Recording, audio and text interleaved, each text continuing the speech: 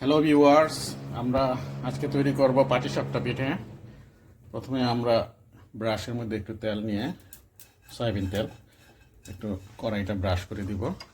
তারপরে গোলাটা 1 চামচ পরিমাণ দিয়ে দিতে হবে। দিয়ে কিন্তু বেশি দেরি করা যাবে না, সাথে সাথে এই কড়াইটা নাড়াচাড়া করে চারিদিকে এটাকে লাগিয়ে দিতে হবে।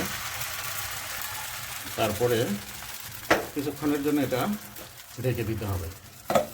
আমরা ঢেকে দিলাম এটা কিছুক্ষণের জন্য, প্রায় 40 সেকেন্ডের মতো আপনার ঢেকে দিবেন।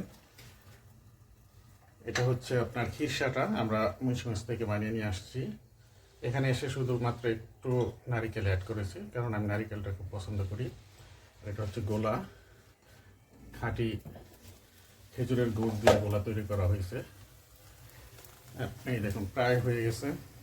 এখন আমরা গুড়টা দিয়ে দিব, মানে খিরসাটা দিয়ে দিব। সবসময় আমি তৈরি করি, কিন্তু আজকে আমার মিসেস আমাকে একটু হেল্প করতেছে।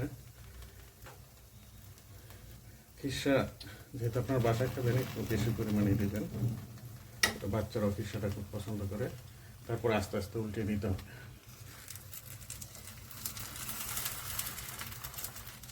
উল্টিয়ে দেন। আমরা তৈরি করব, সবই ভিডিও করে আমাদের চ্যানেলে আমরা ছাড়বো। যেহেতু আমার অনেক ফ্রেন্ড আছে, আশা করি আপনারা সবাই আমার চ্যানেলটা সাবস্ক্রাইব করবেন। আমাদের পরবর্তী পিঠা থাকবে হচ্ছে, এই শীতকাল ধরে আমরা প্রায় প্রতিদিনই পিঠা রেসিপি দিব।